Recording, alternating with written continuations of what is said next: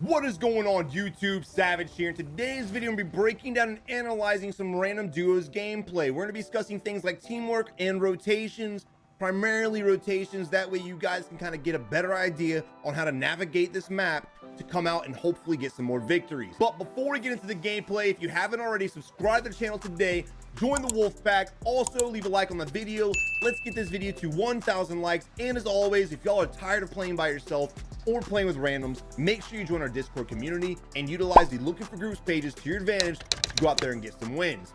But without further ado, let's go ahead and dive into the gameplay. All right, ladies and gentlemen, here we are spectating Carpenter and his dude Campbell. They are rocking a good duo team. Now, first thing I've noticed, Carpenter had the scavenger objective marked, but he didn't start completing it until his teammate got back.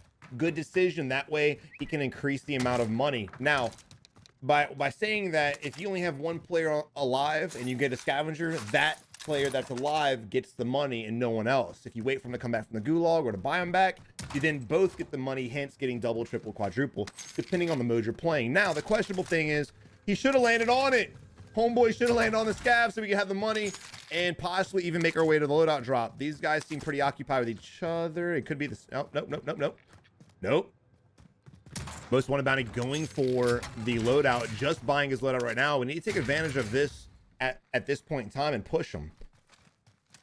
Again, guys, when you know an enemy is vulnerable, you want to go ahead and take advantage of that and make sure you get the kill before he's able to relocate like he's doing right now, going inside.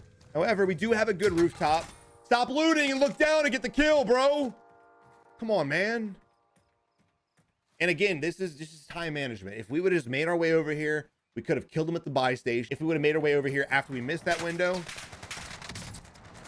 we could have killed him before he's able to run to where he's at now. But because we wasted so much time looting and getting used to shit we didn't need, we were able to get one kill. But again, at the end of the day, we really failed on that one. We should have collapsed on the enemy the moment we saw him go for the buy station. We should have collapsed the enemy the moment he went inside. Instead of just wasting the time to loot. That kind of irritates the shit out of me. Definitely a play I don't want to see anyone make. And now here we are again in the situation where we just got to get our scavengers. So the idea of waiting till your teammate came back to get the scavengers was good, but I don't think it was on purpose. I'm pretty sure it was completely accidental. All right, finally grabbing the last scavenger. We have enough money for our loadout. Teammates coming back, so we could go buy. Now we do have two teams fighting over here. One being the most wanted bounty. Again, I definitely want to take advantage of that. When you guys know where an enemy's at, if you can safely push it, make sure you're taking advantage and getting the kills. Now, I know not all of you guys are trying to play aggressive, but hunting down players isn't being aggressive, right? That's just trying to knock people out of the game. That way they can't kill you later on. If you guys see these guys sitting right here, two teams, and we fail to kill them, those guys have a chance to kill us later on in the game. So again, make sure you're pushing enemies if you know where they're at. Don't just run away. Now, a lot of you guys might be thinking, well, Savage, he doesn't want to go out here to the buy station to get the kills. But I still would go out there to get the buy station because they're occupied with each other. We can sneak the buy and get our shit and get out. I mean, the most wanted bounty literally did it to us, so we could probably do it back to them. Hopefully, I'd like to see them go back to hospital and get the fights won. And that's exactly looks like what they're about to do. The AMAX Car 98, this is actually one of my favorite setups right now. I'm not gonna lie. And when the AMAX gets nerfed, I'll just switch to another AR. All right, here we are again. We know there's enemies here, but we're just kind of sitting here not doing much. We need to capitalize on the fact that we know their position. Oh, we do have an enemy throwing an audible coming into the buy station. Don't shoot him yet, bro. Oh my God. If you're... Don't shoot him yet. Wait for him to land and start buying, bro. When he's in the buy station, he's got to stand still. You could have got the kill. We're getting a little too... Are these guys fighting each other? He looked like he was... I don't know what's going on. I don't know what's going on right now. We get armor breaks on both enemies, and again, we're just kind of sitting here. Carpenter going in, trying to play a little bit more aggro. Let's switch to Carpenter real quick. Both enemies' armor is broken. They are sitting next to each other. They'll probably be plated up at this point, but still he wants to go in and get the kills. I definitely vibe it with this decision. It shouldn't be difficult to 1v2, just depending on, you know, their skill level, where they're camping at, and things like that. Now, they are in the top floor. You can vault through the top window using the boxes and the little half wall right there if you want. But sitting here just kind of waiting for the enemies to make a move is a bad idea. One, they're eventually going to pick these windows to look for you, and they're probably going to see you out here sitting behind the corner, stun you, and maybe even push and kill you. Or they're just going to run away from this building altogether, and they're going to come out the backside and leave, and we won't have no idea. If these guys are already gone, we're just wasting time at this point. Not to mention, we're literally aiming at a window that's boarded up. Enemy flying down behind the building as well, coming back from the gulag. Campbell able to go in and get the kill. We'll switch back to Campbell. He's doing a little bit more than what Carpenter's doing. Now, to Carpenter's defense, his teammate needs to get down there. His teammate needs to get down there and help him out. I like the fact that we're providing some kind of cover fire, and congrats to Campbell for the kill. But again, dude, Carpenter wants to push that building. He's already there. And now he's just having to turn his back to it to push the building that we marked. So when you're playing with a team, whether it's duos, trios, or quads, you guys want to blow through team after team. You don't want to separate. Piss off the team on yellow, come back and fight blue, piss off blue, go and fight hospital, and never kill anybody. That's just an easy way for you guys to get third-partied. Carpenter going in pretty ballsy, especially the street sweeper being a ground loot weapon. I don't see anybody in there. Neither does Carpenter. Carpenter's a little confused right now, I'm sure. And Campbell completely bailing from this building and kind of scanning around again, hiding in the shadows while he slowly backs up the hill. Now, look, there's a lot of problems wrong with what Campbell's doing right now. And if you guys find yourself in this position, listen to my words. You guys holding hilltops, shooting your gun, even though it's suppressed, it's not silenced completely, right? We can still hear the suppressed shots. Be aware that other teams may be pushing from behind you, especially since there's a buy station there. Also, when you guys can't figure out who to fight the team that you decide to fight first, right? So orange mark is definitely who we should have pushed first. We should have pushed them together, taken them out. Then if there was a guy on blue, which there clearly wasn't, we could have pushed blue mark after that. What we've done now is alert this team here that there's now another squad in play. So now they're going to know that there's multiple squads here, and they may come here to kill us later on. Also, guys, thermite's highly underrated. A lot more people are using it lately, but I promise you guys, if you equip thermite, you will not be let down. Now, this position, again, we're in a 2v1. Blue needs to come down here and help us, and then we could push them efficiently together, maybe even pinch the enemy in the route where we're going right now. Great read by Carpenter. Unfortunately, unable to solidify the kill and down the enemy. And here we have Campbell again doing what Campbell does best, being a bad teammate.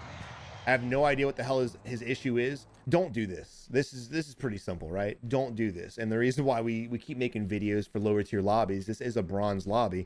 The reason why we keep doing this, because most players are in these lobbies, and some of you guys are out here making these mistakes. And if you are, that's fine. This is a learning experience. That's why I make the videos.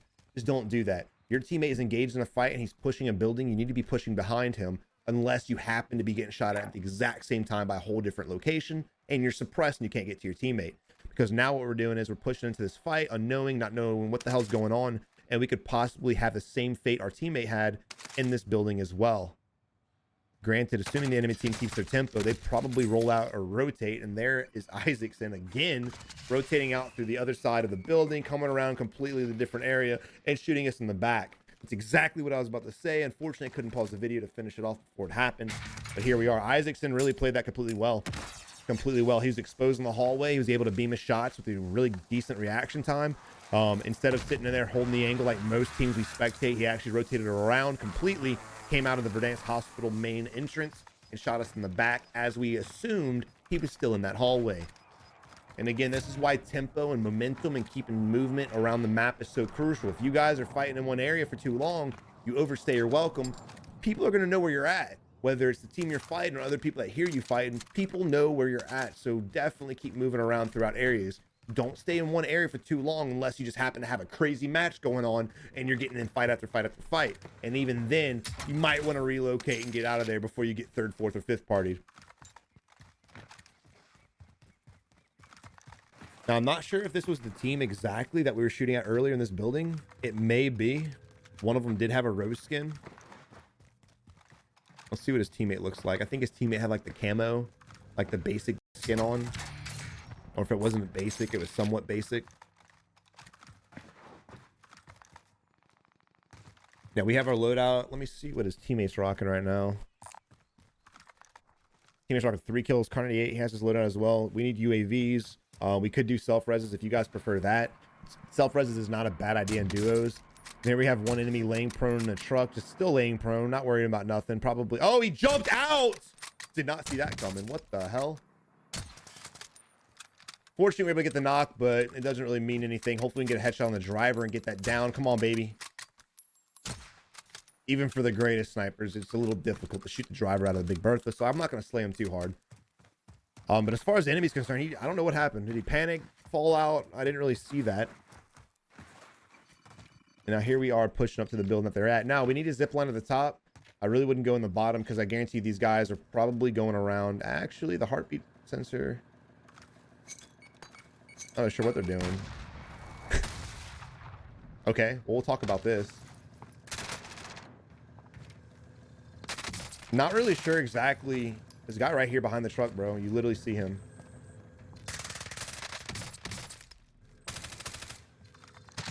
We have a lot to discuss. Okay. Okay. So I didn't see that. I didn't see that coming. When he had the heartbeat definitely showed us that they were somewhere around the truck area, which is questionable.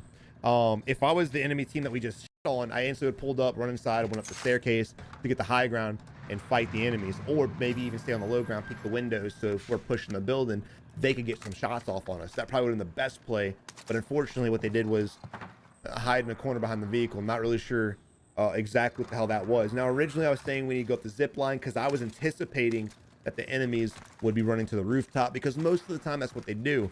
But great read with the heartbeat sensor and use of the heartbeat sensor by Isaac to identify exactly what the enemies are doing, which was probably one of the most mind-blowing things I've ever seen. And again, I don't mind looting to get money. I really don't. But if we have a lot of shit, I really wouldn't waste too much time with it. We have plenty of money. We passed a few buy stations on the way here. Let's see what they end up doing. UAV in the air, buy another UAV, sit on the rest. We can't really buy anything with that money anyway, so that's a good play. All right, so let's look at this right here. We have Blue going one area. I'm not sure what he's doing exactly. And then we have House going to another area. I like this play better. Yes, we have one guy that's close to us, but he's already halfway gone. This actually may work out. If you want to split in groups of two, that's fine. We have a great angle on the enemy. We could definitely deliver a nice kill. We with the AMAX, there's the down. There's his teammate with Ghost on. And I'm not really surprised that he's got a teammate nearby. Now, initially what I was saying was I would definitely want them to stay together, but if you and your squad mates have confidence in your gameplay and you're pretty good on going off by yourself, it's definitely not a bad decision.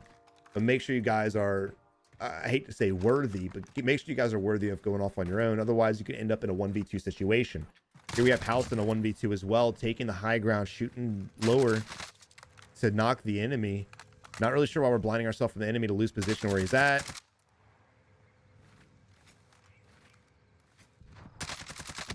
Great read trying to anticipate his location and getting the armor break and instantly pushing in. Great job by House. Now, again, this is what you want to do. The moment you have his plates broken, you want to go ahead and close the gap. And he's not going to force in the doorway. He's going to go in the next doorway, go up to the rooftop. Maybe. I'm not sure what's happening right now. I'm going to be honest. Is this the same guy?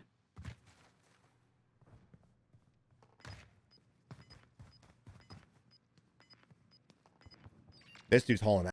This may be the same guy. He's just hauling. Dude, he's already at the green buildings behind this one. He's already on the rooftop. Look. No ways it's the same team. Either this dude's the fastest man in the world, or we literally just left one target to fight another. I'm not too sure, to be honest. I want to say it's a different team. I do not think that this guy could have gone in this doorway, and then the time that we pushed him, rotated all the way over here.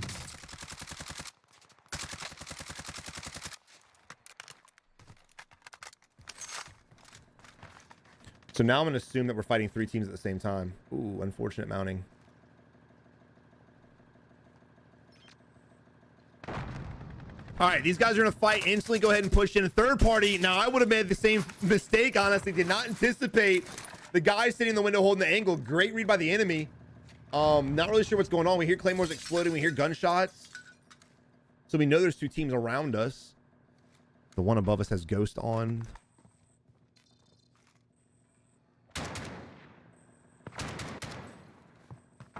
They may be baiting shots, to be honest.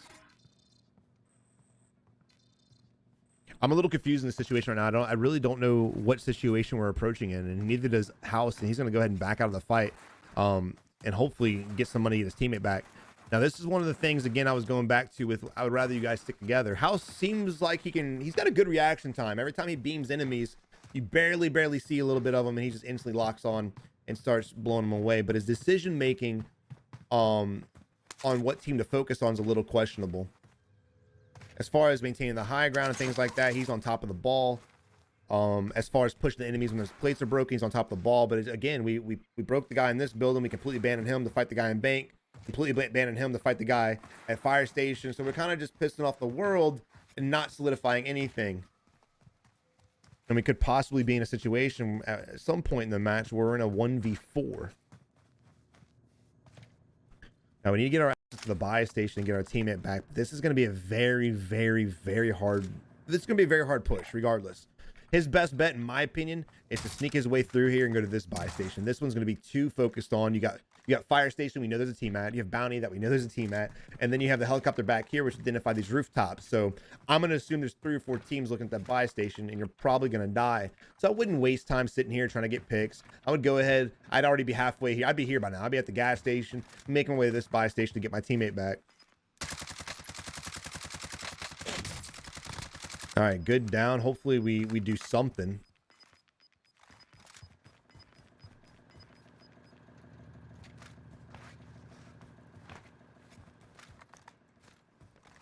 Footsteps on the right-hand side. I don't know if you guys heard that as well. I thought there were footsteps in the right, the building to our right. Ooh, ho, the street sweeper strikes again. Going back to the fact that I said we should probably rotate and get our teammate back. Now, you don't have to. If you want to solo, you can. But if you have the money and you have the position to do so, I would rotate. Now, you might be like, Savage, if you would have rotated, you would have got shit on. No, those guys were kind of camped up. You could probably sneak past this building and, again, run over here and get to the buy. But anyway, here we are spectating Hamber and Heater rocking 13 kills between the two of them. Not really sure what we're doing. We're scanning the windows of the building, thinking there's an enemy inside of there. And again, there may be. I thought I heard footsteps in there earlier, but I'm not too sure. But anyway, we're scanning in the open. A little questionable right now. Going over to loot 19 times. God, I hate the street sweeper so badly. I know a lot of you guys watch the video like it, but damn, this is not the way. All right, now go into the rotations and the main point of the video. Now, normally in early games, we're not really going to discuss rotations because there's really no reason to. You will have rotation patterns to fight kills, but as far as focusing on the circle, it's not a necessity at the beginning of the game. It's usually around this point in the game where it is. Now, these guys know exactly what to do. They need to rotate around here and get in the hills. They want to get in the ravines and the ridges before other enemies go that way. Anybody who stays in Boneyard or Promenade until the circle collapses will die.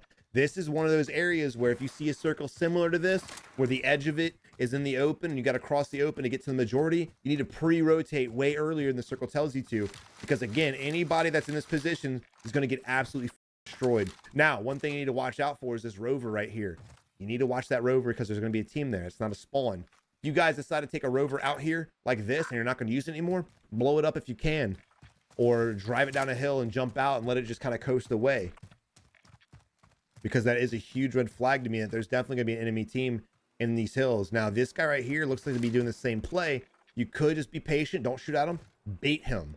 Because the moment he drives out here, you're going to hear some gunshots. Weird. And now you know where both teams are at. They kind of just come out. And while they're distracted, we can just sneak up there and get some nice third parties. There's one transition to the other enemy on the right-hand side of the vehicle instead of focus on the execute. Cluster coming in to execute the teammate. Great cluster by the enemy or by our teammate, to be honest. And we need to push with blue. We need to push with him because there's still one enemy left. We don't know where he is. And also the other vehicle, no idea where that went either. He could still be driving around or not. We know. Oh, there's 2 dead bodies back here. I don't think our team was the team that killed him, which throws a little red flag in my head. It might have been. But I didn't really see anything happening, to be honest. There's another body right here on our left-hand side. You definitely have some people already in these ridges. But we're in a great spot. Now, look, when you get to a circle like this, the hills are a funny thing, right? You can pre-rotate if you want. I would not. I would actually rotate with the edge of the circle. And the reason being is, if you go ahead and you sit in this hill and you're watching around, you get in fire and like combat with other people will be rotating in behind you and you could essentially get pinched. So when there's a lot of terrain like this is an area where I personally will play the edge of the circle unless I'm being forced out by a cluster, a precision strike, or something like that. So I wouldn't mind seeing them do that. I think it'd be the smartest play. Again, if they work their way up too early, they could possibly get in a fight with another team, and then another enemy team rotate behind them to get the edge of the circle, and we can get shit on that way. Normally, in general, I don't want to see anybody get to the center of the circle at all. Because again, if you're in the center of the last couple circles, you're gonna get shit on from every direction that there is. All right, I love the fact that we are rotating the high ground, even though we're playing in the circle, which isn't a bad thing. Again, personal preference, but the high ground is where you want to be at. Guy behind the tree, noticing it instantly. We have 2 targets though when you get to cover. Good by Hamburg going back. Even though we revealed our position to the enemy, you're better safe than sorry. Now you need to back up and start plating up. The moment I'm down to like 2 plates or no plates, or the moment I'm down to 1 plate or no plates, dude, I'm gonna go ahead and back up, replate up, and come back in on the enemy. Now we do have him broken. We could go ahead and push him. Unfortunately, we do not have stuns. Our teammate is rocking stuns, but he is out currently. Now you might be thinking, Savage, you're crazy. Don't push that. Oh, here. Look at this. Just like I was saying earlier, when we fight a team, another team will come up behind us to rotate. And that's exactly what happened. I don't know why we left our hard cover, but it ended up working out. Beautiful random sticky grenade by Hamburg to get the kill. And again, that's exactly what I was afraid of. Thankfully, we were able to bail from the original fight and focus up behind us. But should we have actually been in an immediate fight with those guys? Should those guys have pushed us or vice versa? This team right here that we just killed would have been behind us. And this is exactly going back to what I was saying about rotations. Extremely important, guys. This is if you take anything from any videos, make sure you're taking that as a note. Now, again, we have the guys that higher left-hand side of the map. I would definitely play the edge of the circle and push up there and shoot these guys in the back, because I guarantee you, if they do pre-rotate, they're going to be in a fight relatively shortly. Now, we have a guy flying around on a chopper. There's a huge misconception that people think that he can fly around on a chopper till the very end, then jump out. It's not a good idea at all. We know where you're at. When you jump out the chopper, we'll know where you're at, and it's going to be a very easy kill. The only thing that they may be doing is it may be one person on the chopper, and then he's got a teammate under somewhere where he's just giving call outs to where all the enemies are. That's actually a good play, but we'll see what ends up happening. Again, I'm kind of worried about the left-hand side. The enemy team may still be up there.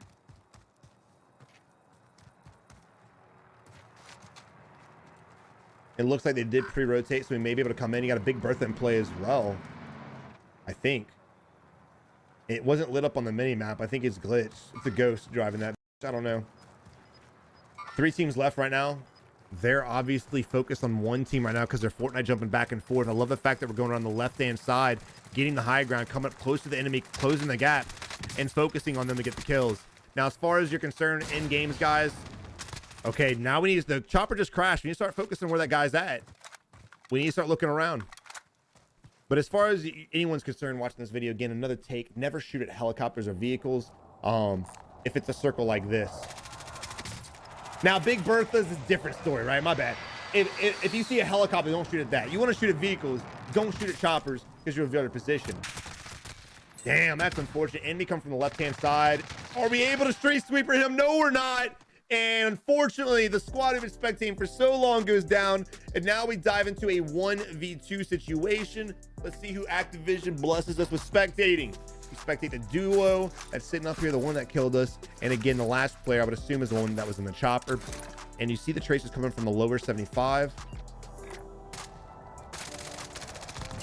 Nothing he can really do with that. Stuck on the edge of the gas behind the rock with very little cover and being on the lower ground. It is what it is.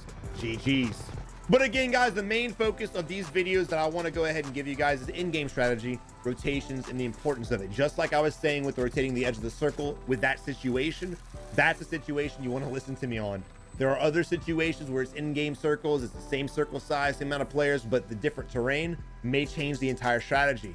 So just remember, guys, hills and terrain like we just spectated, play the edge, play it slow, and utilize the terrain to your advantage to come out and get the win. But again, guys, I really hope you enjoyed the video. If you did, leave a like on the video. Let's get this video to 1,000 likes, and don't forget to subscribe to the channel today. But until next time, you have a good one, and good luck in Warzone.